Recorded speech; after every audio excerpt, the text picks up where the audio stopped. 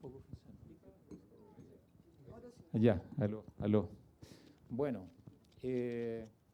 querida comunidad de la Facultad de Gobierno, queridos alumnos, alumnas, invitados especiales, integrantes del cuerpo diplomático, amigos de nuestra facultad, a todos los presentes, tenemos muchos asistentes que son muy distinguidos.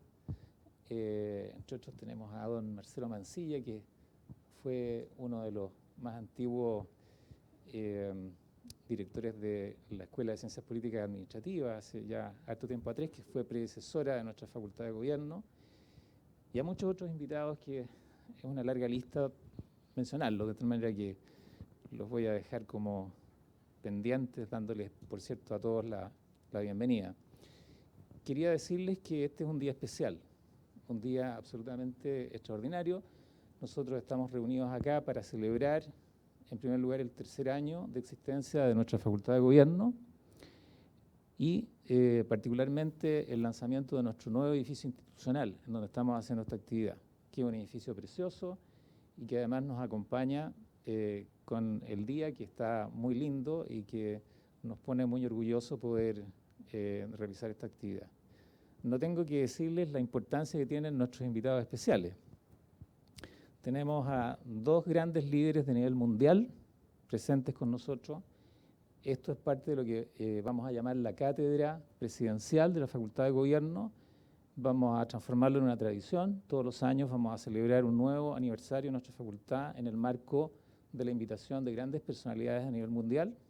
En este caso tenemos a dos invitados espectaculares. No tengo siquiera que presentarlos, pero los voy a presentar de todas maneras. Desde luego, nuestro expresidente Frey, que todos conocemos. El presidente Frey fue presidente de la Nación entre el año 94 y 2000, ¿no es cierto, presidente? Y tenemos a nuestro primer ministro Massimo D'Alema, que fue primer ministro de Italia entre el año 98 y el año 2000. Ha sido un líder mundial en muchos foros internacionales. Fue también ministro de Relaciones Internacionales de Italia y es una persona con una gran visibilidad a nivel mundial y forma parte de un circuito muy pequeño de grandes personalidades que han generado opinión, han intervenido en foros de la mayor importancia y han tenido la oportunidad de ser testigos de su tiempo en diversas instancias. Es muy importante y les reitero lo que les decía ayer, aquellos que asistieron a la sesión del primer ministro D'Alema el día de ayer, que aquellos de ustedes que son alumnos de nuestra facultad escuchen esta presentación con mucha atención, porque nosotros queremos que ustedes también sean líderes de su tiempo y tengan la oportunidad de abrirse camino como generadores de opinión, como personas que toman decisiones relevantes en temas de Estado y que por lo tanto esta actividad se la puedan transmitir a sus cercanos, a sus hijos, a sus amigos y puedan decir con orgullo que en la Facultad de Gobierno, en su Facultad de Gobierno, se realizó una actividad de la mayor importancia, una actividad que todos ustedes deberían recordar para toda la vida. Así que, sin más, le voy a dar la palabra a otro gran invitado que tenemos, que es un amigo y académico muy importante de la Universidad Nacional de Colombia y que va a ser el moderador en esta sesión, el profesor Pedro Medellín. Así que muchas gracias, Pedro. Te dejo el micrófono. Decano, muchas gracias. Muy buenos días. Tenemos la fortuna hoy de contar con dos personalidades del gobierno, dos perspectivas muy distintas y muy interesantes del problema gubernamental, dos trayectorias políticas en escenarios complejos y dos personas que deben ser un referente en el estudio del gobierno. Es una fortuna para los profesores de la facultad, para mí pues como colega invitado y como parte que me siento también de esta casa, tener a estas dos personas para que nos aporten con su experiencia, con sus luces, una perspectiva del cómo hacer. Vamos a mirar tres temas y le quiero proponer a nuestros invitados como tres áreas o tres paqueticos. Uno, primero, lo que significa gobernar. Ustedes son estudiantes de gobierno y es muy bonito oír de las personas que han tenido que tomar decisiones. Les decía ayer la complejidad de tomar una decisión de un proyecto de inversión que afecta a la vida de las personas o una decisión de una guerra que afecta a la vida de las personas. Tomar una decisión y una decisión que esté pensada en función del bien público, que es una decisión que le implica costos, que le implica señalamientos, cuestionamientos, ataques, y sin embargo tienen que tomarla. Entonces, el primer paquetico es el problema del gobierno. Una segunda versión es, un segundo paquetico es, en la actual coyuntura, ¿cómo vemos el mundo? Ayer escuchamos al primer ministro Alema con temas muy relevantes respecto al mundo agitado y tenso en el que estamos, y son perspectivas que es muy interesante ver. Y un tercer elemento de cierre, como una especie de lecciones que si los invitáramos como profesores de una facultad de gobierno, ¿qué cosas sería importante que nos enseñaran? ¿Vale? De esas tres cosas. Quiero abrir con el presidente Frey, dándole la bienvenida, presidente. Con el presidente compartimos un ejercicio similar en la Ortega hace algunos años, la reunión de expresidentes y unas discusiones sobre las perspectivas de futuro, en fin. Presidente, ustedes coinciden, usted y el primer ministro estuvieron a cargo del gobierno en una coyuntura de globalización, en una coyuntura donde estábamos empezando a ver las primeras formas de desarrollo tecnológico. Hoy estamos con la inteligencia artificial avanzada, en fin. ¿Qué significó gobernar en su época y qué significa gobernar hoy? ¿Qué encuentra usted, si fuera presidente, qué encontraría distinto? Bueno, en primer lugar, gracias por la invitación. Es un agrado estar con el presidente D'Alema. Me tocó vivir, le contaba, casi 3 años en Italia, así que conozco harto de las cosas y muchas de las cosas que hice en mi gobierno las aprendí precisamente en Italia. Pero antes de comenzar a comentar, me gustaría decir que siento envidia de todos los jóvenes que están hoy día acá. Porque en nuestro tiempo no había escuela de gobierno. No había ninguna escuela de gobierno. Y por Dios que se necesitan. Cuando vemos cómo funcionan los gobiernos ahora, podemos hablar de cualquier gobierno, no estoy haciendo ninguna referencia especial, pero muchas veces yo soy ingeniero, trabajé 20 años en la empresa privada, en Italia estuve formándome y no había ninguna escuela, si no había escuela de gobierno, menos había de presidente, había que aprender a ser presidente, sobre la marcha. Pero yo tuve una cualidad o una suerte, que mi padre fue presidente. Y en esos años, hasta el día de hoy en Chile no hay casa presidencial, así que vivíamos todos en la familia. Yo compartí con él toda su vida política, él me incentivó mucho para que estudiara carreras técnicas, él era abogado, le habría gustado estudiar medicina, pero no pudo por razones de su familia, y me decía, hay que estudiar las carreras técnicas, el mundo del futuro que viene es absolutamente distinto al que estamos viviendo, las tecnologías que vienen. Me acuerdo cuando vi la llegada del hombre a la luna en la casa de mi padre, con mis hermanos, y terminó el hombre llegar a la luna, y mi padre nos dijo, yo estudié en una escuela pública en Lontué,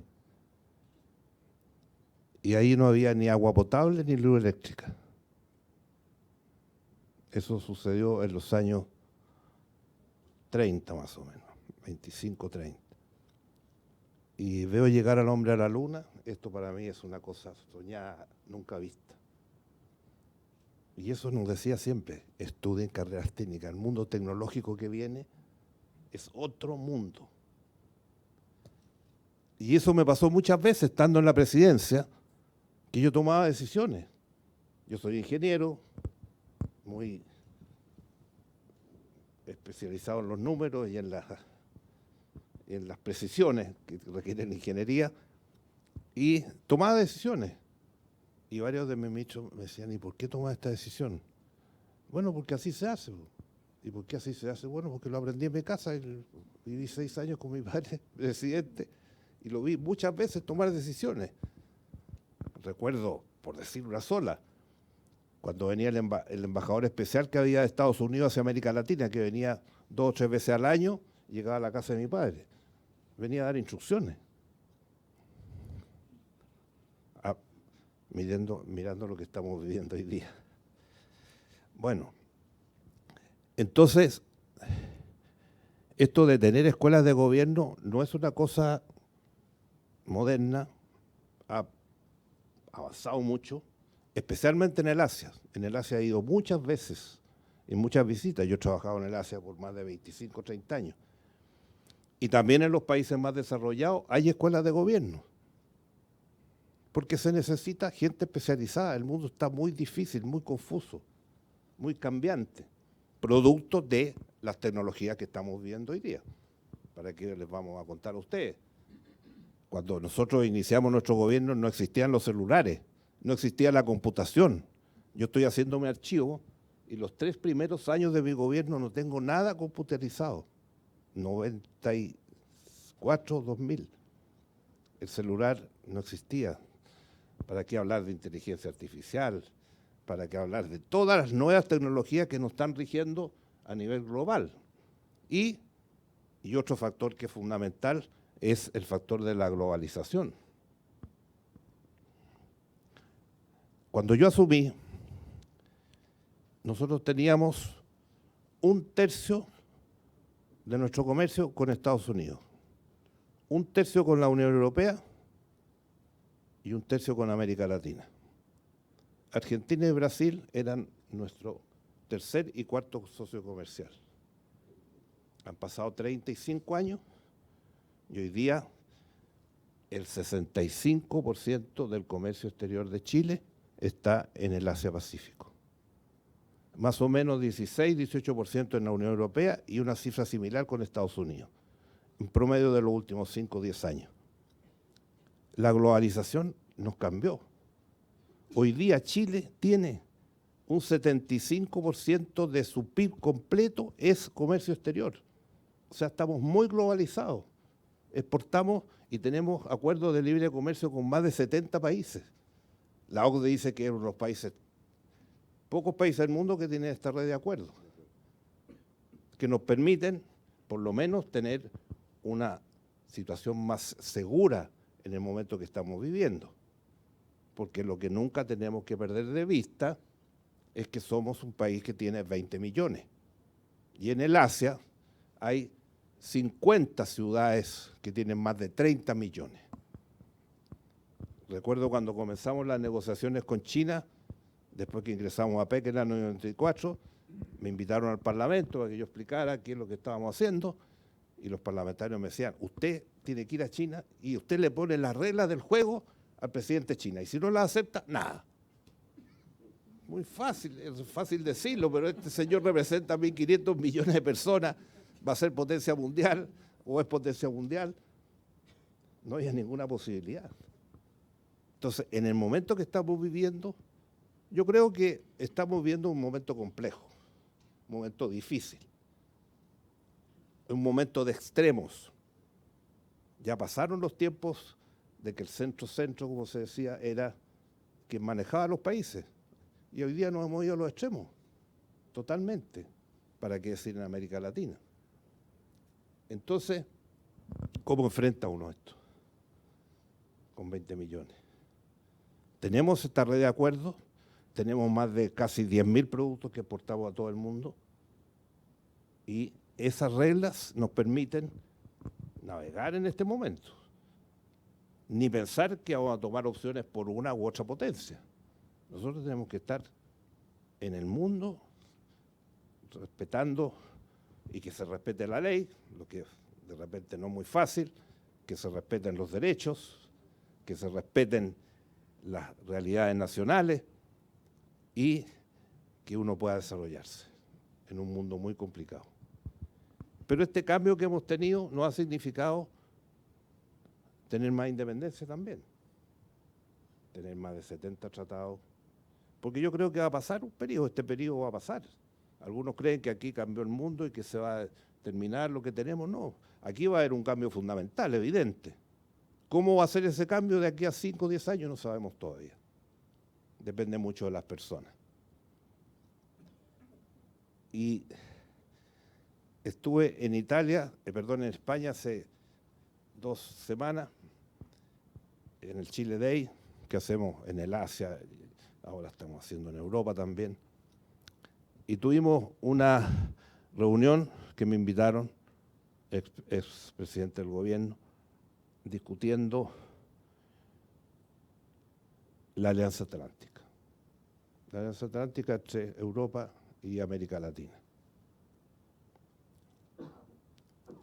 Y la verdad es que es difícil explicarlo en la situación en que estamos, porque desgraciadamente nuestra América Latina está muy mal cotizada en el mundo político, en el mundo de las decisiones, en el mundo económico. La crisis que tenemos en América Latina es terrible, las democracias se han caído, tenemos muchas dictaduras extremas, vienen más y han seguido llegando esas dictaduras, disfrazadas de distintas maneras. Y tenemos un retroceso fundamental, porque tenemos un desarrollo económico muy bajo. Hoy día América Latina tiene los desarrollos económicos más bajos de todo el mundo, menos que incluso que los países africanos. Y por eso que las democracias no funcionan, y porque no hay escuelas de gobierno. Miremos cualquiera de nuestros vecinos, cómo arman los gabinetes, cómo arman los puestos importantes. Por coteo político, seamos claros. No por las capacidades de la persona. Y pasa mucho, y a mí me pasó también, que la gente se resta. La gente prefiere no ocupar un cargo público. Yo muchas veces, personas que conocía, que habían trabajado muchos años con ellos, yo los llamaba para que se integraran al gobierno, me decían, ¿pero qué te he hecho? Me decían. ¿Qué te he hecho? Me va a quitar la independencia, la tranquilidad de mi vida, etcétera. O sea, cada día más la gente, y vemos las encuestas, ¿dónde está la política? ¿Dónde están los parlamentos? En el caso de Chile, la mayoría de los países latinoamericanos, las últimas instituciones que aprecia la ciudadanía son el Parlamento y los partidos políticos. Y por eso que llegan al Parlamento personas que no tienen ninguna capacidad de legislar. Entonces ahí se nos presenta otro problema. Y para cerrar esta parte, porque tenemos que ir dialogando, hay otro problema grave. La crisis política que tenemos es muy grande. Cuando en un país hay 24, 26 o 28 partidos políticos como vamos a tener ahora, no hay manera de gobernar. Es imposible gobernar con 26 partidos políticos. Aquí hay un partido político que hace 4 años sacó 45 diputados. Ahora tiene 2. Los otros 43 se fueron a otras partes. No se regula el sistema político. Incluso yo he llegado a decir que más que partidos políticos, hoy día tenemos pymes políticas. Pymes políticas. Hay candidatos aquí en elecciones próximas que ya llevan 2, 3, 4, 5 veces. Algunos vienen extranjeros. Es un negocio. Son pymes políticas. Entonces, ¿cómo se gobierna así? Muy difícil. Y yo no quiero hacer un resumen de lo que es América Latina hoy día, pero es muy complejo, muy difícil de sobrellevar. No tenemos ningún instrumento, y lo discutíamos hace pocos días en Madrid, Alianza Atlántica. ¿Qué podemos hacer? Unión Europea, ¿cuántos países? ¿30 países? Cuando nosotros iniciamos la negociación, y le decía al presidente Alema, en Florencia el año 67 con el primer ministro Prodi, 97, perdón, 67 era mi padre, 97. Y entonces fui a Florencia, y ahí estaba el encargado de la Unión Europea, que era, el comisario era Marín, que después fue presidente de las Cortes Españolas, y me dijo, clara y rotundamente, no hay ninguna posibilidad de hacer un acuerdo de la Unión Europea con Chile. Chile tiene que aliarse con Argentina, con Brasil, con Colombia, con Perú, con fin, y ahí vamos a negociar. Yo le dije, perdóname, aquí no estamos, nosotros vamos con todo. Ya estábamos invitados por Estados Unidos, México y Canadá para formar parte del NAFTA. Por suerte Estados Unidos, el Congreso no nos dio la pasada, nunca. 10, 15 años se demoró. Y ahí, si firmamos acuerdo con todos los países, si no estuviéramos en el NAFTA ahora no sé en qué situación estaríamos. Y resulta que se firmó el tratado. El 2001, y la Unión Europea y Mercosur, ¿cuántos ya años llevan negociando? 30 y tantos eran los que estábamos sacando en la cuenta, y que no hay ninguna posibilidad, aparece, de que se pueda lograr. Entonces, ¿cómo puede América Latina, si no tiene todos los procesos de integración que se han hecho, el Pacto Andino que se hizo en los años 60, el Mercosur, el acuerdo del Pacífico que tenemos con México, Colombia, Perú y Chile? Mercosur prácticamente no existe, es un acuerdo entre Brasil y Argentina. Y Uruguay y Paraguay todos los días, me lo han dicho a mí, y lo han dicho solemnemente, quieren ir al Asia y que no los dejan esos países. Entonces, no hay progreso, no hay integración energética, no hay integración vial, no hay integración en las presencia a nivel global. Los pasos fronterizos, llevamos 20 y tantos años hablando de los pasos fronterizos y no se hacen nunca. Y en caso de integración podríamos hablar de 10 posibilidades que tenemos en energía, en transporte, para llegar a los países del Asia, en fin, muchas cosas que se podrían hacer. Pero no existe unidad. Y por eso que hoy día, en el caso de Chile, de Brasil y Argentina, si le sacamos el petróleo y el gas, el intercambio de nuestro país con esos países es prácticamente nulo. Entonces estamos a la merced de lo que hacen las grandes potencias. Y mientras América Latina no tenga la capacidad de buscar un destino común mínimo para poder sobrevivir en esta realidad que tenemos hoy día, vamos a hacer el patio trasero en el campo internacional. América Latina no cuenta para nada hoy día en el campo internacional. Vamos a ver qué pasa en Naciones Unidas estos días y vamos a ver si vamos a escuchar algunos planteamientos en esta línea. Porque la Unión Europea hoy día es una potencia, 30 y tantos países. Ya sabemos cuáles son las otras potencias. ¿Qué es lo que ha hecho el Asia? En el Asia, y para terminar, todos los países tienen escuela de gobierno. Todos los países tienen escuela de gobierno. Y los funcionarios públicos que entran al aparato del Estado tienen que pasar por esa escuela. Por eso hay profesionalismo, hay capacidad, hay inteligencia, hay estudio, porque hoy día no se puede improvisar. Antes se improvisaba mucho, hoy día no se puede improvisar. En este mundo de hoy no se puede improvisar. Hay que tomar decisiones claras, que la gente las acepte y que signifiquen mejorar las condiciones de vida de los ciudadanos. Para eso uno está en política. Si no, se va a otra tarea. Gracias, presidente. Muchas gracias. Presidente Máximo. Muchas gracias. Voy a intentar hablar español, sin texto. Él lo hace bien, pero él Pero, se queja todo el tiempo, que no, yo no sé. Tengo la Sí, fantástico. la En cualquier emergencia tú nos sí, das una necesito, pero voy a mano. intentar. No lo vas a necesitar. Primero, muchas gracias. Es un gran placer la oportunidad de dialogar con el presidente Frei, que encontré muchos años atrás como secretario de mi partido. Yo no era en el gobierno, pero el secretario del partido más fuerte de la coalición del presidente Prodi, y fue recibido en La Moneda por primera vez. Después, como sabe usted, tuvo la oportunidad de ser recibido por el presidente Lagos, por la presidenta Bachelet y finalmente por el presidente Boris. Tengo una larga experiencia de amistad y de solidaridad. El presidente Frei y yo representamos dos grandes tradiciones culturales: la cristiana demócrata y la socialista, que representan, yo creo, el corazón de la democracia en Europa, sin duda, el axis de la construcción de la Unión Europea. Dos grandes culturas del siglo pasado, pero yo creo necesarias a hoy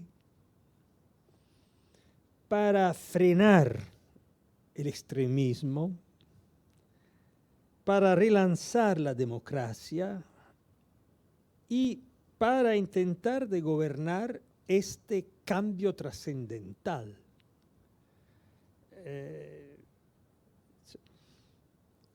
Lo que decía el presidente Frei exactamente es lo que ayer he intentado representar en mi clase, en mi conferencia. Exactamente la percepción de un cambio fundamental que el mundo está viviendo. Y Chile representa un ejemplo. El cambio de relaciones económicas de Chile es el cambio del mundo, del equilibrio económico del mundo, del que yo hablaba ayer. Y sin duda, nuestra preocupación como representante de culturas democráticas es el hecho que dentro de questo cambio fundamental del mundo se va eclipsando, se va erodendo la fuerza atractiva de la democracia. ¿Y por qué? Yo creo no es por la agresión de los autócratas. Es una crisis que está dentro del corazón de la democracia. Es el hecho que el fundamento de la democracia fue un compromiso social. Lo que Dahrendorf llamaba cuadrando el círculo. Eso es compatibilizar el capitalismo, la democracia y la inclusión social. Este compromiso, este equilibrio, no existe más. Yo creo que eso fue una de las consecuencias más graves de la globalización neoliberal.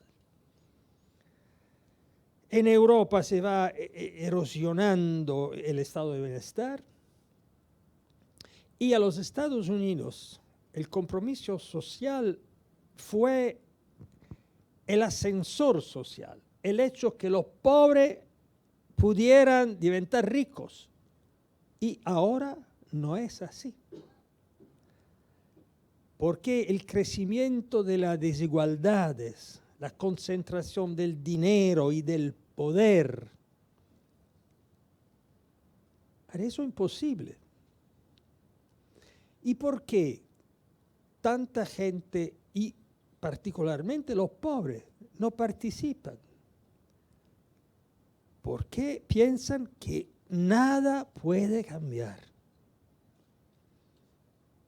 que la participación, el voto, la política es inútil, no puede cambiar la vida, porque el poder real está en las manos de una pequeña élite mundial que tiene no solo el poder financiero, porque la novedad es un capitalismo tecnológico que tiene también el poder de la información, de la educación, de todo, que controla nuestra vida. Porque esta máquina cambia nuestra percepción del mundo. Porque esta máquina tiene más informaciones sobre mi persona que la información que tiene mi esposa. Claro, sí. Bueno, a veces. Eso es peligroso, sí. Y così, porque si yo su WhatsApp hablo del matrimonio de mi hija, su Google de inmediato llega la publicidad, porque se comunican, te siguen, tratan de controlar tu vida. Eso es algo más del poder financiero. Y esta élite de la riqueza y del poder ocupa la política. A los Estados Unidos, claro. La política está ocupada para el poder financiero. No es la política que regla. ¿Cómo fue?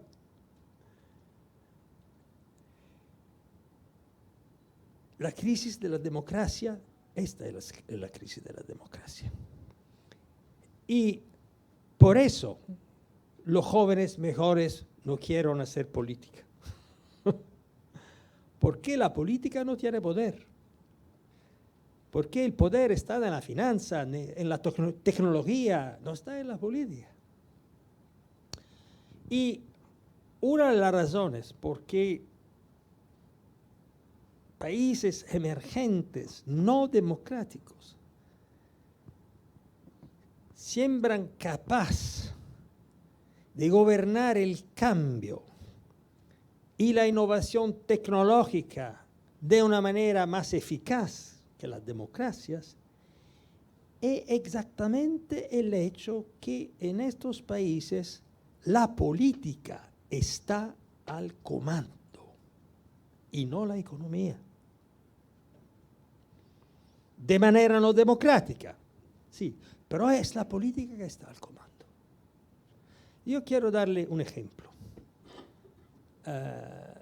La China es el único país desarrollado en el que en los últimos 2 años disminuyeron el número de billonarios, de súper ricos. Disminuyeron. Es increíble, considerando que la tasa de crecimiento de China es 5, 6, 8%. ¿Por qué? Porque decidieron.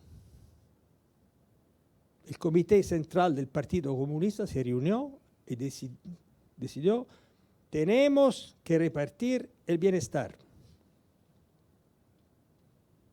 Y intervinieron, discutiendo con la fuerza de la autoridad. Usted tiene, Jack Ma, usted tiene 80 millardos. Demasiado. 40 lo ponemos en esta fundación y creamos una otra compañía frente a Alibaba. Demasiado. No es nuestra manera, no es democrático, pero es eficaz. Y las democracias son totalmente incapaces. En democracia, las grandes empresas tecnológicas americanas no pagan impuestos. Ganan dinero en Europa y no pagan impuestos. ¿Por qué no tenemos la fuerza? Si no, se van. China no es democrática, ma es eficaz en el gobernar el cambio, en los retos del cambio. Eso es el gran problema. Si no somos capaces de producir democracias eficaces, de incluir socialmente, de combatir las desigualdades que no se puede sostener, yo creo que la democracia va a declinar. Declive, ese es el declive de la democracia. No porque hay autócratas malos, hay, pero no es la razón, más porque la democracia no es capaz de gobernar el cambio del mundo y los nuevos desafíos. Eso es el problema. Y yo también creo que es importante la existencia de una facultad de gobierno, una escuela de gobierno. En el pasado las escuelas de gobierno fueron los partidos políticos. Escuelas, selección del liderazgo, pruebas, ahora no existen. Al menos no existen en la forma que conocimos en el pasado. Yo creo que el hecho que no existen no es bueno. Por muchos años, en Occidente, en Italia fue terrible. La cultura dominante fue que la política, los partidos, no era necesario. Era un costo innecesario. Algún escribió, la única tarea de la política es hacer lo que la economía decide. Claro, eso fue el sueño neoliberal. Un error trágico. Tenemos que decirlo claramente, fue un error trágico. Y si realmente queremos gobernar el cambio, primero tenemos que decir, trabajamos por una nueva globalización, diferente de aquella neoliberal, más justa, gobernada. Eso, en mi opinión, yo creo que las culturas que representamos, las grandes culturas políticas del siglo pasado, pueden dar una contribución importante también a hoy. Gracias, presidente.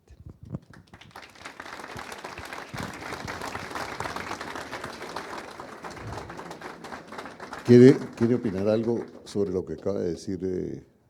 Esa tensión entre democracia y eficacia es muy bonito, el planteamiento. El segundo, sobre la política, ¿no? El poder de la política.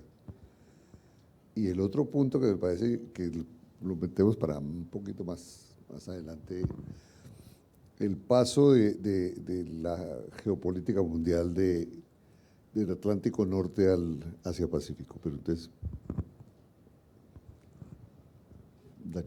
¿qué opina? Antes de contestarle, quiero aprovechar porque el presidente de Alema ha dado una clase aquí. Él dijo algo fundamental, que el gran acuerdo en Europa, en muchos países de Europa y América Latina también, en Chile, fue cuando hubo el gran acuerdo entre la democracia cristiana, el humanismo cristiano y el socialismo democrático. Y eso posibilitó lo que hicimos en Chile. Acerque el micrófono para que se... Eso posibilitó lo que hicimos en Chile. Porque ahí había gobernabilidad. Durante 25 años gobernó una coalición encabezada democracia cristiana y socialismo democrático. Eso se rompió. Irresponsablemente, porque este tema aflora cada rato. No hay mejor época en la historia de Chile, económica, social, política, y todas las cifras en esos 25, 30 años nunca se habían dado en Chile. Nunca. Y se dieron, porque había una coalición de gobierno, porque había disciplina política para actuar. No cada uno se iba por la libre, como dice. Y eso se ha mantenido en cifras. O sea, que Chile tenga hoy día, llegó a tener el primer ingreso per cápita de América Latina, hoy día estamos entre los 2 o 3 primeros.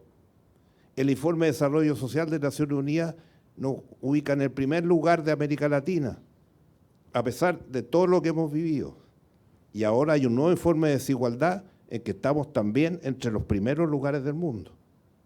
O sea, esa construcción que duró 25 años se nos desarmó. Y se nos desarmó por la crisis política.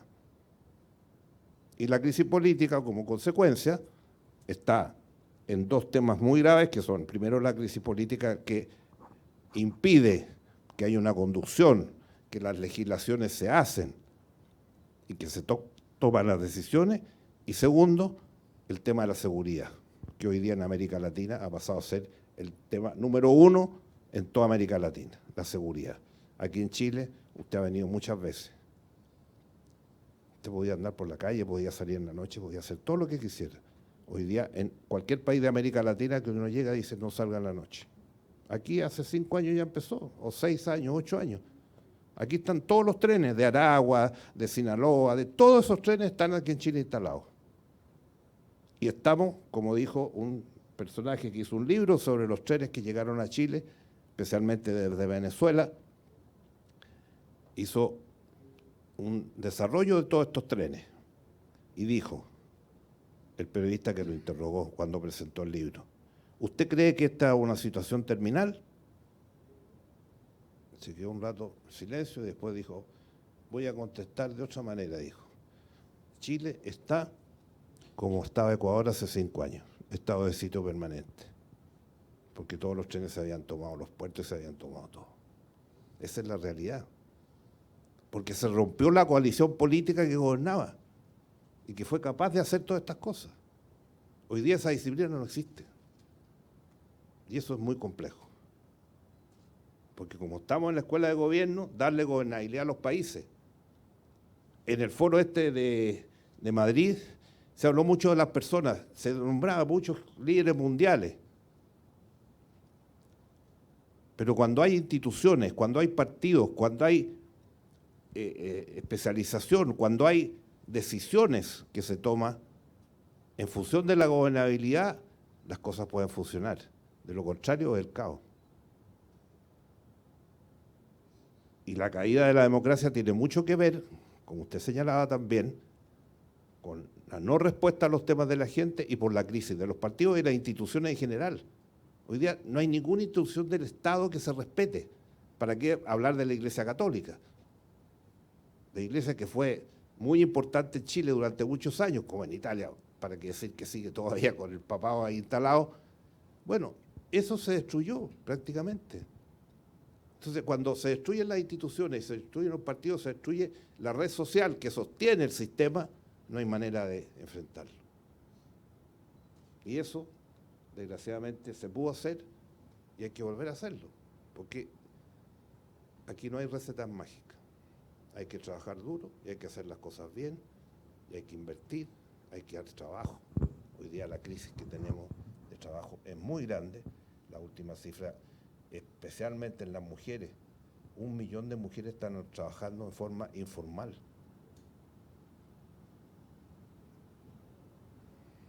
Entonces hablamos mucho del respeto a la mujer y resulta que viene la crisis y las mujeres se llevan la peor parte. Son las que tienen más trabajo informal en Chile, pero 70, 80%, contra 20 o 30% de los hombres.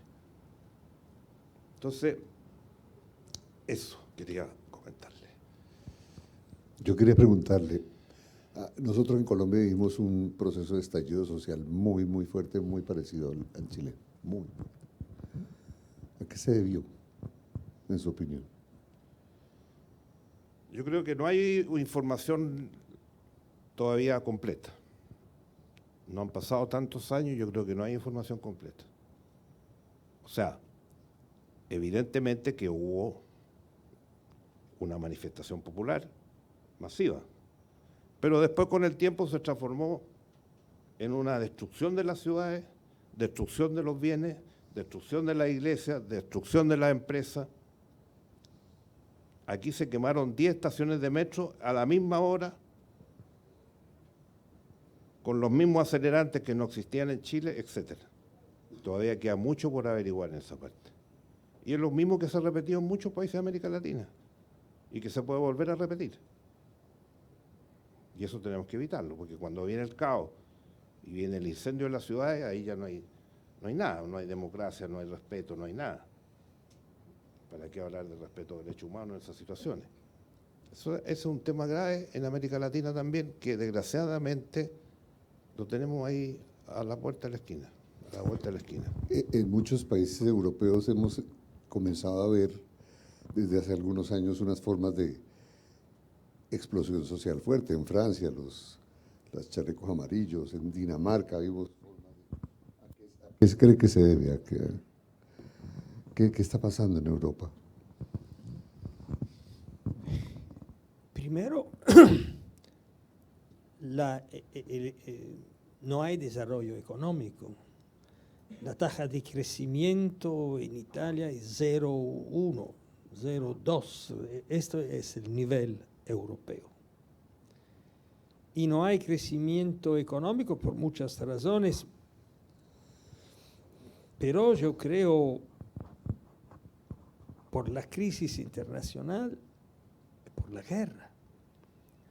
Europa está pagando un precio muy alto a la política de sanciones. Y el precio de la energía surgió, se dice así. Y claro que por el ceto medio, por la gente que vive de su salario, todo fue más difícil. Y yo creo que primero Europa debería proteger sus propios intereses, también en la relación con Estados Unidos. Porque el mundo está cambiando, incluido el hecho que Estados Unidos, que fue el país indispensable, ¿no?, y que tenía también la capacidad de pagar un precio por su liderazgo, ahora cambió. Los Estados Unidos de Trump, de Make America Great Again, es un país con un fuerte impulso nacionalista, que no tiene un gran respeto por sus aliados. Ancora ayer, el ataque en contra de la Unión Europea, de las Naciones Unidas, el discurso del presidente Trump, no es loco, es una política. Y yo creo que los líderes europeos tienen que tener en cuenta de esta política y proteger a Europa. ¿Por qué Europa tiene que comprar gasolina americana pagando 2 veces y medio el precio de mercado? ¿Por qué?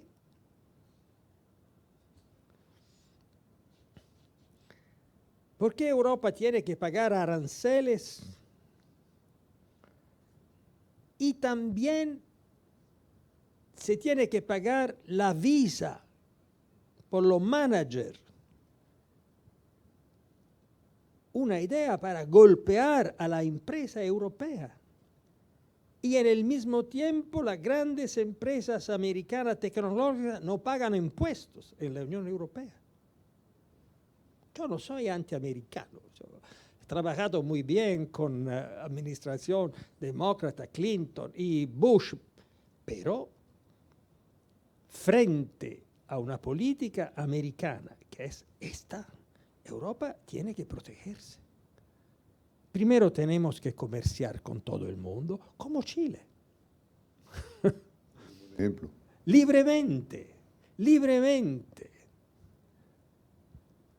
Y comerciar con Asia es una gran necesidad, libremente.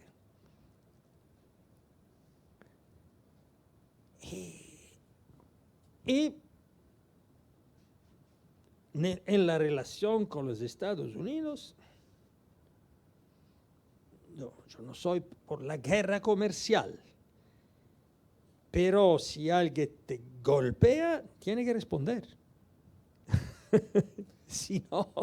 Es muy interesante. Primero, esto es el escenario geopolítico. Y después, Europa tiene que ser más unida.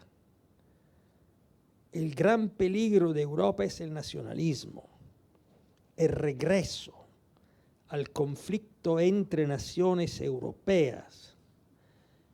Tenemos un mercado común, tenemos una moneda común, necesitamos una política de inversiones, una política industrial, una política fiscal común. Y no tenemos el coraje de hacer un paso en la dirección de una verdadera unidad política. Eso es el gran desafío de Europa. El contrario del nacionalismo. Y yo creo que el fracaso de Brexit, porque el Reino Unido está pagando un precio muy alto a esta locura de dejar la Unión Europea, y lo entienden, pero no saben cómo volver, pero lo entienden. El fracaso de Brexit demuestra que no hay alternativa a la integración europea. Eso es el verdadero gran tema del conflicto político en Europa. Yo espero que las fuerzas europeístas y en particular las dos grandes culturas europeístas que fueron la cristiano-demócrata y socialista-democrática, deben que volver junto a combatir el riesgo del nacionalismo que disgrega la Unión Europea. Ese es el gran tema. Si no, yo creo que el populismo, el soberanismo es algo que no ayuda el progreso y genera también la revuelta social, pero sin resultados. Y también el tema seguridad. Claro, existe una exigencia de seguridad, pero yo creo que es un problema en Europa. En Latinoamérica yo creo hay un gran tema de crimen organizado y del poder transnacional del crimen organizado y de la necesidad de una cooperación entre los países latinoamericanos para combatir este fenómeno. Es una real emergencia. En Europa, en mi opinión, hay la percepción de inseguridad. Lo que se entiende también porque somos un continente viejo. Viejo. Pero en realidad, si vamos a ver las estadísticas, hay menos asesinatos, menos crímenes que 10 años atrás. No es verdad que vivimos en ciudades de violencia, no es verdad.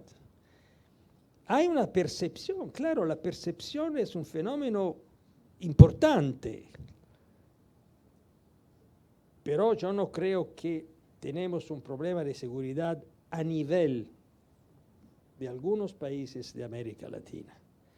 Hay un problema de inmigración, sin duda, porque la inmigración tiene un impacto. Porque el hecho de vivir junto con gente que no habla nuestra lengua, que no comparte nuestra religión negra, es un problema. Pero si vamos a ver los migrantes que se integran, los migrantes que no son clandestinos, que se integran, son ciudadanos perfectos. El nivel de crimen en esta parte de la sociedad es más bajo que entre los italianos. Claro, el clandestino es diferente. El gran problema de la migración es cómo gobernar este proceso, cómo integrar estas personas con educación, con política social, porque si no tenemos una política de integración, claro, el impacto es más fuerte. Pero yo creo que se puede dar una respuesta eficaz a los temas que son los temas de la nueva derecha, son los temas del populismo, claro, seguridad, migrantes, etcétera. Son temas a los que finalmente no tienen respuestas, sino la movilización del populismo, pero no hay respuestas políticas realmente. Claro que es tiempo por la cultura democrática de reaccionar de manera fuerte, con un proyecto de coraje, de visión. Y este proyecto es la unidad de Europa, el centro, el corazón del proyecto. Es ser consciente que en el mundo de mañana, y mañana es mañana, sí, no mañana, como decía ayer, si la Europa no es políticamente unida, no tiene plaza a la mesa delle grandes potencias.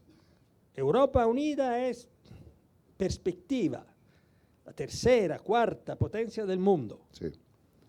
Los diferentes países europeos, nacionalistas y aislados, son países muy interesantes por vacaciones, por turistas, porque tenemos cultura, monumento, buen restaurante, claro. Sigamos viviendo, pero la idea de ejercer un ruolo político, sí, no habrá ruolo político. La política es otra cosa.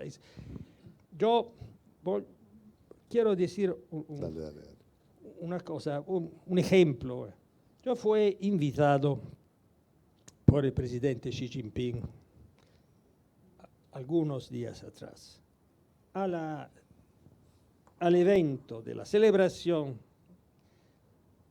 80 años de la liberación de la China y decidí de ir, aunque los líderes occidentales decidieron de no participar a este evento. Lo que me impresionó es que lo que significa que estamos viviendo el clima de la Guerra Fría. Es la información sobre este evento. Porque yo fui criticado, ¿no?, por la participación, los grandes Corriere della Sera, por la información italiana. Ese evento fue el desfile de los dictadores en contra del Occidente. Es claro que la presencia de D'Alema, no solo varias personalidades, al desfile de los dictadores en contra del Occidente, es una decisión mala. Perfecto. Solo que no es verdad. Solo que no es verdad. Lo que es impresionante, porque la primera noche de este evento, el evento no fue soltanto el desfile. La primera noche fue dedicada a agradecer al pueblo americano por su contribución a la liberación de China. Y había 50 descendientes de militares americanos que combatieron con los chinos contra los japoneses, con medalla. Toda la ceremonia fue agradecer al pueblo americano. Como periodista, podría decir una noticia totalmente ocultada, censurada, porque fuera del esquema. Ellos son malos, nosotros somos buenos, y los malos no pueden hacer esto. Totalmente ocultado. Es impresionante. En la ceremonia civil, segundo, Xi Jinping tenía la divisa militar. En el desfile militar tenía la divisa del ejército de liberación, no la divisa militar. Pero había una ceremonia civil, con la giacca, con la cravatta. No lo escribieron. En la ceremonia civil, los chinos, obviamente los chinos son inteligentes, no una palabra en contra del Occidente. Por lo contrario, la celebración de la victoria de la resistencia en Occidente, los chinos cantaron Bella Ciao. Es una noticia Sí, claro. ocultada. Lo que es impresionante, porque vivimos en un país democrático, porque hay libertad de información, pero hay una militarización de la información en el espíritu de la Guerra Fría, de las mentiras, de la propaganda, que es impresionante. Eso, en mi opinión, eso es el declive del Occidente. Cuando decía destruir sus propios valores para sobrevivir, que es un error, es quimérico también, eso es destruir sus propios valores. Las mentiras, ¿por qué tenemos que excitar los ánimos en contra de los chinos? No tiene sentido. Es una locura. Yo creo que tenemos que rechazar este espíritu. Tenemos que restablecer un espíritu diferente, de diálogo, de comprensión. Esa es mi preocupación más fuerte. Fantástico. Ahí me parece que plantea dos cosas muy interesantes. El primer ministro. Una primera, la protección de Europa, y él ya le dio respuesta al tema de la migración, porque uno podría decir, por proteger a Europa también es un tema de migración, ¿sí? Y caer ahí. Pero aquí en América Latina tenemos un problema de migración y parte de la transnacionalización del crimen se produce sobre la migración, Máximo. La migración es un factor de expansión muy fuerte. ¿Cómo ves tú eso? Y la otra cosa es ya después el paso con China. Entonces, vos dijiste, hicimos el tránsito Asia-Pacífico y hoy el 65% de nuestro comercio está allá. El presidente D'Alema decía que la Unión Europea no se une para ser un factor o un factotum en el mundo de hoy. imagínate que pudiéramos unir a toda América Latina. El sueño de los justos. Sí, ¿Ah? totalmente. ¿A cuántos presidentes podríamos invitar a esa fiesta? O a esa reunión. ¿Ah? Lo traemos aquí a que hagan escuela de gobierno. A muchos de ellos que les falta. Esa es la realidad. Y el tema de los inmigrantes. Aquí, a ver, no hay ninguna política, ninguna, común para resolver el problema. Nosotros tenemos una frontera gigante, casi 5.000 kilómetros con Argentina, con Bolivia, con Perú. Bueno, pero aquí llegaron en muy pocos años. Nunca habíamos tenido esta inmigración. Tuvimos las inmigraciones al comienzo del siglo pasado, todas europeas. Pero si tú ves hoy día tenemos 10% de la población, en menos del año, esto comenzó más o menos 2016, 2018, o sea, 7, 8 años, llegaron 2 millones de inmigrantes, 2 millones, o sea, 10% de la población.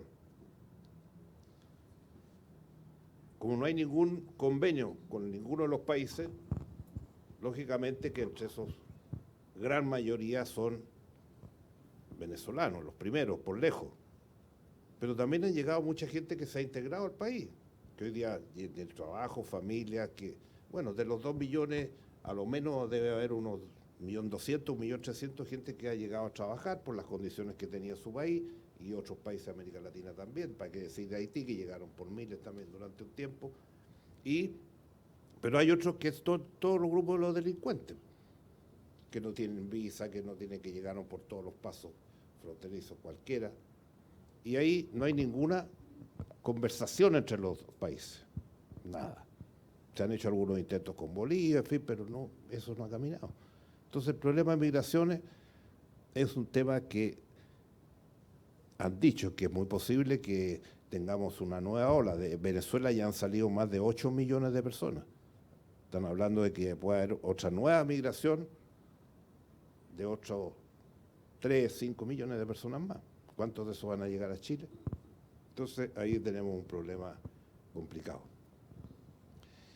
Y en el caso de la inserción internacional de Chile, nosotros comenzamos el 94, cuando ingresamos a APEC. Ingresamos a APEC, en esa época OPEC tenía 15 países más o menos, hoy día tiene 21, 22, y de ahí comenzamos todas las negociaciones con los tratados. Y tenemos tratados prácticamente con todos los países del Asia, tenemos tratados con ASEAN, el sudeste asiático, pero inmediatamente después de ingresar como dije al principio, a ingresar a APEC, asistimos a la primera cumbre de la América, donde Clinton, el primer ministro de Canadá, Cretien, y el presidente de México, Zedillo de la época, invitaron a Chile a participar en el NAFTA, y eso fue un mes después. Y 2 años después estaba yo negociando con la Unión Europea para entrar a la Unión Europea. Y se fue cerrando el círculo y fuimos creciendo en el Asia. Y eso se ha mantenido todos los años. Y hoy día no solamente es comprar y vender. Hoy día, por ejemplo, hay países como Japón, que tienen una larga historia de tradición con Chile, que son tal vez los más grandes inversionistas en Chile. O sea, la última cifra de los últimos 3 o 4 años, 5 años, Japón ha invertido en Chile cerca de 35.000, 40.000 millones de dólares, que para el tamaño de Chile, que tiene un PIB de 330.000 millones de dólares, es muy grande. Lo mismo pasado con la Unión Europea. Al principio venían de muchos países, hoy día no. Hoy día los españoles siguen siendo los primeros inversionistas en Chile, y en la última cifra de 2023, las empresas españolas, más de 300 instaladas en Chile, representan casi otros 40.000 millones de dólares. Entonces, esto se ha ido dando en función del mercado y de las decisiones que se van tomando. Y simultáneamente, por ejemplo, firmamos el tratado con Corea. Corea nunca había firmado un tratado, y el primer tratado que firma con el mundo lo firma con Chile. Bueno, ese es el mercado que estamos viendo. Y hoy día tenemos que ir a otras partes. Tenemos que ir a la India. Yo estuve 3 veces como embajador especial hasta que logramos un primer acuerdo. Estuve también en Emiratos y en Arabia Saudita, donde hay centros de inversiones gigantescos que están invirtiendo hoy día en Chile. Y tenemos que ir al África. Nosotros no tenemos ninguna presencia en el mundo africano. Y el mundo africano hoy día es un lugar que a través del programa One Belt, One Road, prácticamente en todas partes hay grandes inversiones de los chinos. Entonces, esa es la realidad que estamos enfrentando. Y hoy día, por ejemplo, si tú tomas por bloque, el bloque más importante de comercio exterior de Chile hoy día es el bloque del sudeste asiático. Singapur, Indonesia, 300 millones, Tailandia, Vietnam, Filipinas, los 12 países ASEAN, como bloque, no individual, son tal vez los más grandes. Y sus bloques. Entonces, esa es la realidad que tenemos y no podemos desaprovecharla. Y es una política que se ha mantenido prácticamente, la política económica exterior se ha mantenido prácticamente en todos los gobiernos desde que retornamos a la democracia, porque eso ha significado lo que hemos logrado y respetando. O sea, Chile tiene que cumplir y honrar sus compromisos con los 70 tratados que tiene. Porque hoy día los organismos internacionales se critican mucho, pero, por ejemplo, tú señalabas el tema de la guerra que hay. Todo lo que está pasando en Ucrania y lo que está pasando en el resto de los países cercanos a Ucrania, que es gravísimo. ¿Y qué hace Naciones Unidas? ¿Cuántos organismos de Naciones Unidas que han ido desapareciendo, que ya no se les da financiamiento? Porque han ido perdiendo su fuerza. ¿Qué opinión ha dado Naciones Unidas respecto a la guerra en los últimos 3, 4, 5 años? Prácticamente nulo. Entonces, países pequeños como el nuestro no tienen ninguna posibilidad de que en esos foros poder llegar a tener una presencia, salvo que tuviéramos abruptamente un acuerdo de económico y un tratado de integración, porque aquí hay países que tienen muchos recursos energéticos. Hoy día Chile tiene 45% de energía renovable, solares, cosa que nunca se había dado. Y entonces, ahí podríamos lograr una integración con los otros países y poder trabajar en conjunto. El desarrollo de la infraestructura, lo que ha hecho China con el One Belt, One Road en toda el Asia, está comenzando a hacerlo también en América Latina. Esa es la realidad en la cual tenemos que enfrentarnos. Y reitero, 20 millones contra estos mundos no es fácil. Que se respeten y ahora viene este proceso que no sabemos cuánto va a durar. No sabemos cuánto va a durar, porque además de todas las condiciones que tú has señalado, aquí prima la negociación. Al final, ¿cómo se resuelve el caso de Estados Unidos con Inglaterra en el Brexit? Fue el presidente, 300.000 millones de dólares en inversiones. 300.000 millones de dólares en inversiones a Inglaterra. Negociaciones. O sea, todo se está negociando hoy día en el mundo, desgraciadamente. Y ahí los pequeños no tenemos mucho que decir. Para la última pregunta de ese segundo bloque, ¿cómo ve usted el tema de Medio Oriente? La crisis que se está viviendo en Gaza y el tema israelí. Bueno, yo creo que el problema israelí es viejo como el mundo. Cómo se forma el Estado de Israel, los años fines de los 40, comienzos de los 50, cómo se produce toda la inmigración de toda Europa. O sea, es una guerra que no tiene solución. En este momento no se le ve ninguna solución, salvo que hubiera un reconocimiento de que hubiera un Estado, así como hay un Estado de Israel, que hubiera un Estado palestino. Entiendo que ahora el primer ministro de Israel ha sido categórico en eso, pero podrían imponerlo los países grandes y ponerlo, y Naciones Unidas que tuviera algún rol en eso, que no tiene ninguno. O sea, eso es una guerra muy difícil, muy larga, que no ha parado nunca. No ha parado nunca. ¿Lleva cuánto? De los años cuando se declara el Estado de Israel, 46, 47, llevamos 50, 70, 80 años y ha sido una guerra permanente. Y la influencia del resto de los países árabes, algunos negocian, otros no negocian. O sea, no hay una política para eso. Y la política, ¿quién podría encabezarla? A mi juicio, Naciones Unidas. Si no lo encabeza Naciones Unidas, ¿quién lo va a encabezar? Con su fuerza, con la presencia de todos los países del mundo. Pero ¿cómo se resuelve lo que está pasando hoy día? Porque también en sus orígenes están todos los grandes movimientos, ¿no es cierto?, como Hamas, los que están en Yemen del Sur, los que están en Hezbolá. Son grupos terroristas a esta altura de la vida.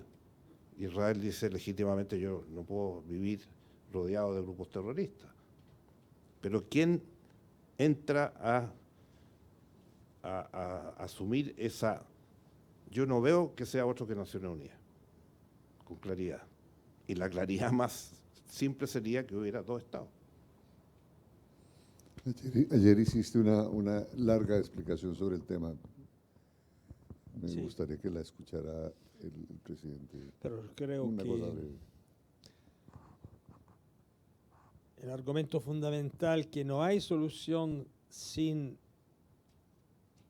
un compromiso de las mayores potencias y Naciones Unidas, pero Naciones Unidas sin una convergencia entre las mayores potencias no tiene poder. Sí, yo compartisco totalmente, estoy de acuerdo. No se puede dejar a los combatientes una solución. La única solución es la solución final de la cuestión palestina, el masacre. Eso no es aceptable. Pero, mi opinión es clara. No, lo que quería compartir con el presidente Frei es la visión de Latinoamérica. Primero, la política inteligente, abierta de Chile, que es el país en Latinoamérica más abierto, capaz de cooperación, Asia, Estados Unidos, Unión Europea. A la época, Italia fue uno de los países europeos que presionaron por un acuerdo con Chile. Y Chile, en Latinoamérica, creo el primero, o uno país con un acuerdo de asociación con la Unión Europea. Fue ratificado en 2003. Eso fue Prodi, sin duda. El gobierno italiano muy abierto en esta dirección, pero fue Chile inteligente. Cooperar con Europa, cooperar con Asia, mantener una relación con Estados Unidos. Y yo creo que esta es, como decir, la cultura de gobierno que es necesaria hoy. No hay una receta nacionalista para enfrentar los desafíos, los retos que tenemos. No hay una receta nacionalista. También en Latinoamérica, cómo gobernar las migraciones, cómo enfrentar narcotráfico, crimen, sin una cooperación entre los países latinoamericanos. De acuerdo. ¿Cómo se puede pensar que desafíos como estos se pueden enfrentar con cerrando la frontera? Es una política que no tiene sentido. En realidad, el nacionalismo es la respuesta a problemas y crisis que tienen respuesta solo en la cooperación. Eso es el gran problema en América Latina y también en Europa. Porque lo vemos en Italia, ¿no? tenemos un gobierno que nace para proteger los italianos, ¿no? Con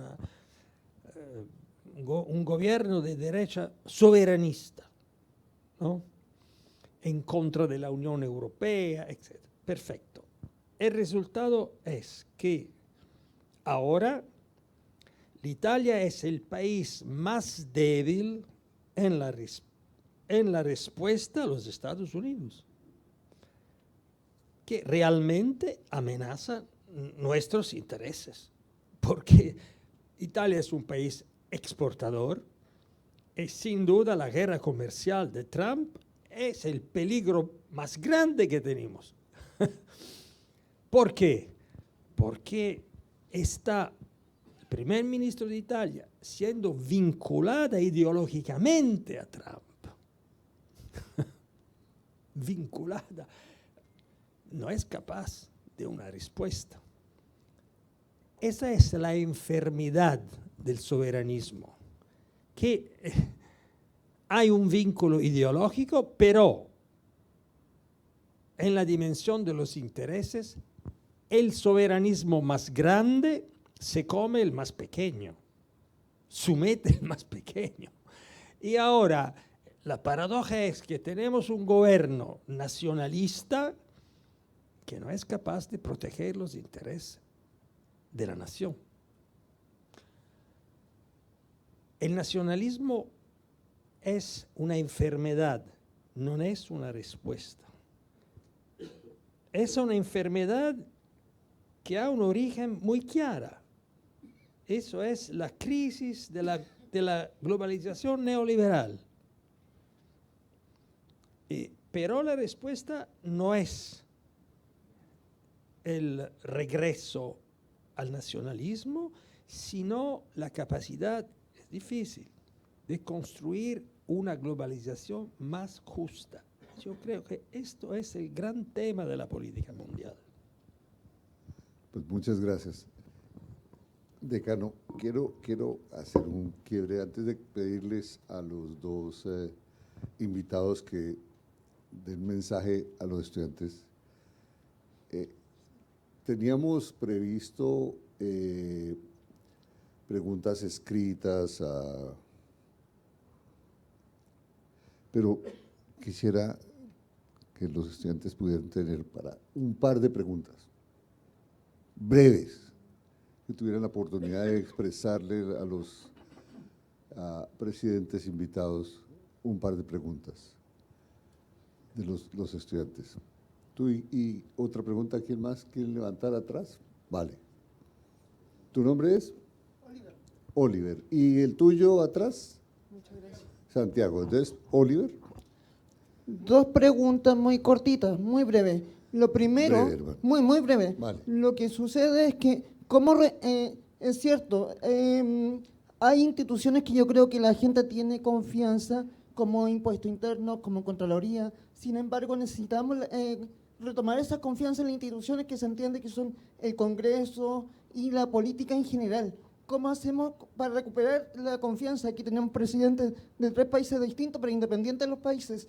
Y más allá del tema de encuesta, que hoy día estamos en temas electorales, más allá de eso, hay un tema que, independiente, al margen de que quien vaya por un lado, quien vaya por el otro, hay un porcentaje importante de gente que es como no se identifica con nadie. Entonces, yo creo que eso pasa en los 3 países. Entonces, ¿cómo hacemos que esa gente como que tienda, porque independiente del voto obligatorio? No sé si me entienden lo que quiero decir. O sea, ¿cómo reencantar a esa gente? ¿Cómo volver? Presidente Frey, podemos pensar distinto, pero es de los tiempos de la política, los acuerdos. ¿Cómo volvemos a esa política en los tiempos tan polarizados? Gracias, Oliver. Santiago. Pregunta. Acércate tú, ahí con el micrófono te lo dan. ¿Ah? ¿Los puedo grabar? Graba, por supuesto.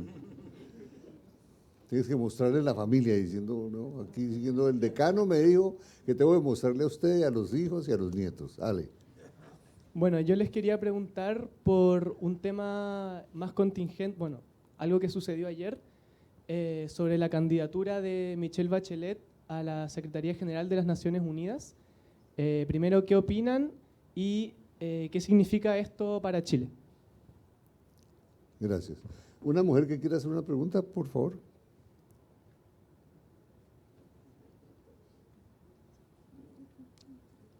Bien. Presidente.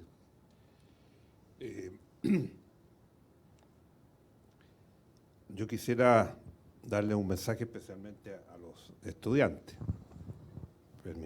Si me permite, presidente, además.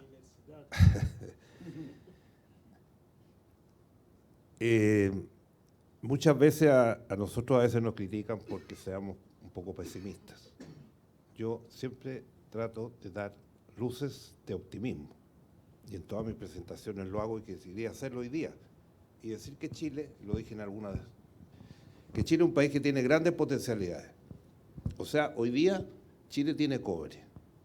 El cobre va a seguir siendo el elemento fundamental de la electromovilidad en el mundo. Se está hablando que en los próximos 3 años el valor del cobre podría llegar incluso a 7 o 8 dólares. O sea, ahí tenemos una base. La minería en general representa casi el 50% del PIB. Tenemos hidrógeno verde, que es un combustible del futuro. Pero para eso tenemos que desarrollarlo.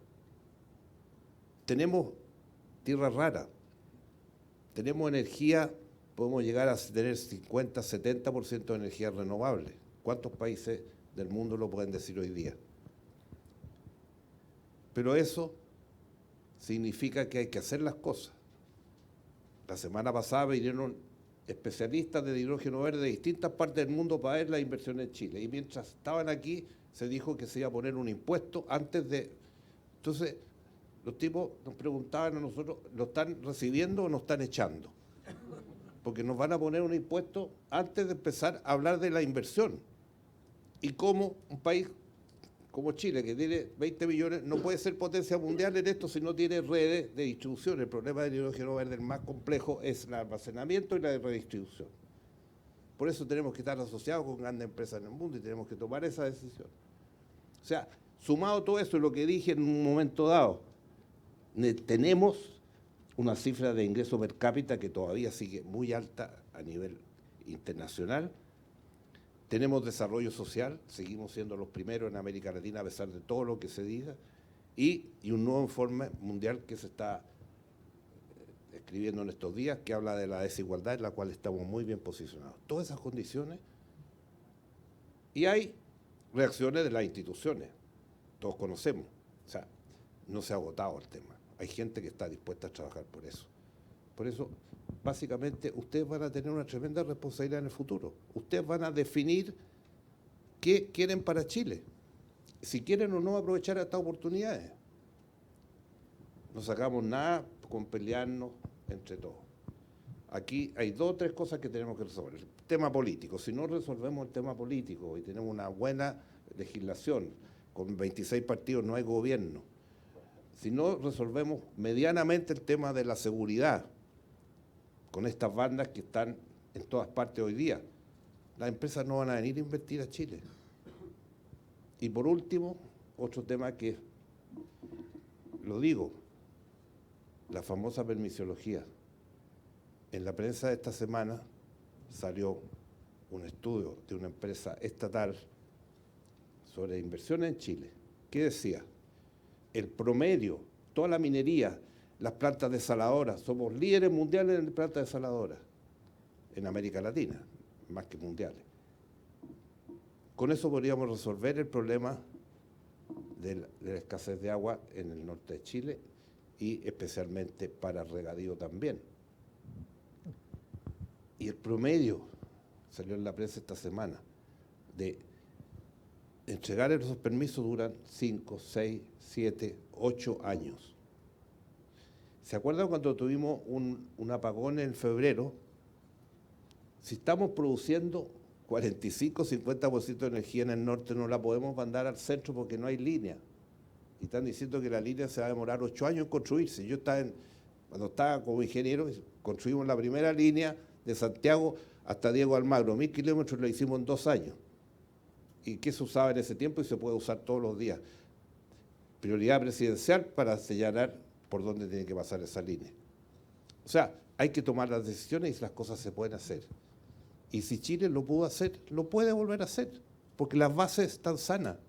Podemos tener problemas puntuales, podemos tener problemas políticos, pero están las condiciones para que Chile pueda hacer esto. Tierra Rara. ¿Supieron ustedes por qué pararon el proyecto de Tierra Rara? Porque había unos árboles que se llaman naranjillo, que no son árboles, son plantas silvestres. Y las tierras raras de Chile son sólidas, son de las mejores del mundo. Y ahí hay un tremendo proyecto en el sur, por ejemplo, en Huachipato, que terminó Huachipato porque no tenía capacidad para seguir en las condiciones que estaba, y están haciendo un gran proyecto para transformar la región de Biobío en una gran zona para exportar los productos de Chile, los productos forestales, los productos del salmón, las tierras raras y todas estas cosas. Pero para eso tenemos que darle incentivos y terminar con la permisología, porque no puede ser que un proyecto se demore 6, 8, 10 años, no hay ninguna empresa en el mundo que lo resista. Entonces, aquí hay posibilidades, las cosas se pueden hacer, lo hemos hecho y tenemos todas las condiciones para hacerlo. Respecto al tema, ¿qué otro tema había? Bueno, este es un proceso que está comenzando, todavía no se ha fijado fecha de las inscripciones, las elecciones a fines del año 2026 y los bloques tienen que ir estableciendo y por lo tanto vamos viendo.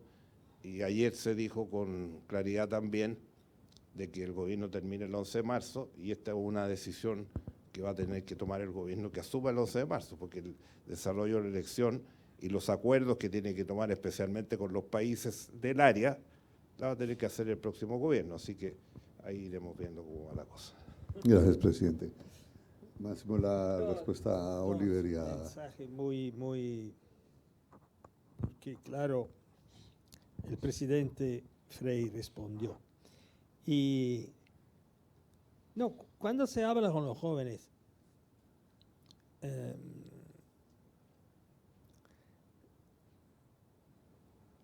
ellos preguntan cómo la política puede ser capaz de dar a los jóvenes más confianza, ¿no?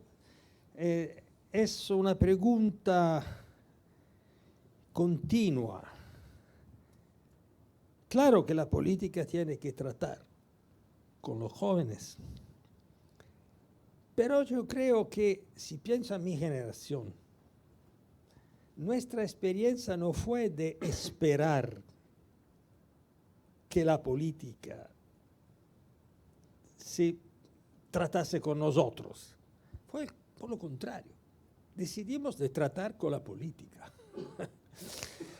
Y la invasión de la política. Mi generación fue la generación de 1968.